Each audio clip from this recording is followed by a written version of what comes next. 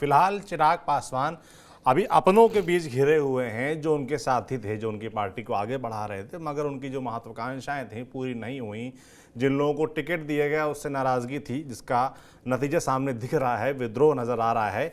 मगर एक और उनके अपने चाचा जी जो पशुपति पारस हैं, जिनसे लगातार उनका झगड़ा चल ही रहा था कि किसको कितनी सीटें मिलेंगी एनडीए में और हाजीपुर से कौन लड़ेगा, सब कुछ क्लियर हो गया। चाचा ने विद्रोह भी किया, बोले सामने लड़ेंगे, मगर अंत में एनडीए का रास्ता चुना और कहा कि सामने नहीं लड़ेंगे। मगर खबर ये भी है कि वो भी कुछ चाल चल रहे हैं, वो भी कुछ बुनने में लगे हुए हैं साजिश कि कैसे हाजीपुर में सीमित किए जाए चिराग पासवान को और वो हार जाएं तो और भला। क्या चाचा भी कोई रणनीति बना रहे हैं? देखिए, चाचा को लेकर के जहां तक सवाल है तो चाचा ये जताने की कोशिश तो कर रहे हैं कि वो एनडीए में बने हुए हैं। जी, वो जेपी नड्डा से भी मिला है और उन्होंने कहा भी कि एनडीए को समर्थन जारी रहेगा। जेपी नड्डा ने उनसे पूछा नहीं कि आप प्रचार करेंगे भतीजे?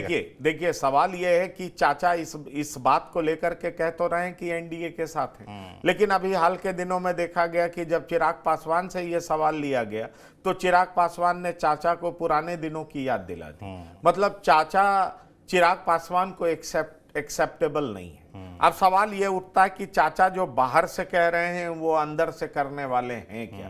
क्योंकि जो मेरी जानकारी है, चाचा ने अपने दफ्तर में मीटिंग की है, मेरे सूत्रों ने यह कहा है, और चाचा अपने भतीजे से अच्छे खासे नाराज हैं। चाचा इस रणनीति पर विशेष तौर पर काम करने के फिराक में है कि क्यों नहीं आशा पासवान को उतार दिया जाए। अब आप ये जान लीजिए, आशा पासवान पहली पत्नी से सुपुत्री हैं और साधु पासवान की पत्नी है। साधु पासवान भी आरजेडी के नेता हैं। अगर साधु पासवान आरजेडी के नेता हैं और आशा देवी को उतार दिया जाता है मैदान में और दिवंगत रामविलास पासवान की पहली पत्नी मैदान में उतर जाती हैं, तो विरासत की लड़ाई तो दिलचस्प होगी। और अगर इनके पीछे आरजेडी का वोट बैंक साथ खड़ा हो जाता है तो चिराग पासवान को घेरा जा सकता है। और चाचा पशुपतिनाथ पारस खुल करके भले ही एनडीए के साथ रहने की बात कर रहे हैं, लेकिन चिराग के रवैये से इतने नाराज हैं कि हमें यह पता चला है, सूत्रों से जानकारी मिली है कि उन्होंने अपने ऑफिस में मीटिंग की है और उन्होंने कहा है कि चिराग को सबक सिखाया जाना चाहिए, क्योंकि चिराग में बहुत ज्यादा घमंड हो चुका है और चिराग को जब तक हाजीपुर में सबक सिखाया नहीं जाएगा, चिराग समझेंगे नहीं, चिराग मानेंगे नहीं। इसलिए चाचा इस पक्ष में कि आशा पासवान को लड़ाया जाए, जो कि पहली पत्नी से सुपुत्री है। अब ऐसे में सवाल उठता है कि चाचा जो दांव खेलना चाह रहे हैं उसको क्या लालू प्रसाद अप्रूव करेंगे? ये भी एक बड़ा सवाल। इसलिए मैंने कहा कि चिराग को घेरने के लिए लालू प्रसाद शिवचंद्र राम एक पहली पॉसिबिलिटी है।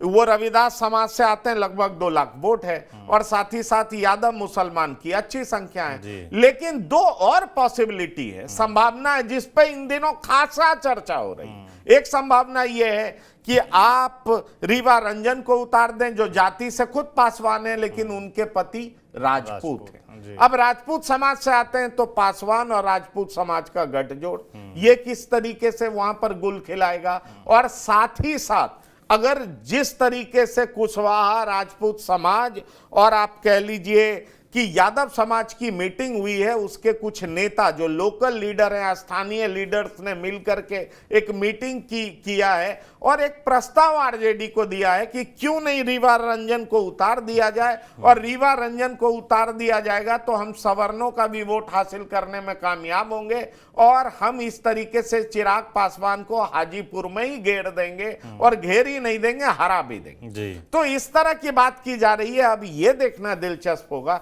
कि क्या चिराग पासवान को वाकई ये लोग हरा पाएंगे। सवाल ये उठता है, क्या चिराग पासवान के खिलाफ की जाने वाली ये किलेबंदी इतनी मजबूत होगी जो चिराग पासवान को शिकस्त दे सके, हरा सके? ये एक बड़ा सवाल। बिल्कुल।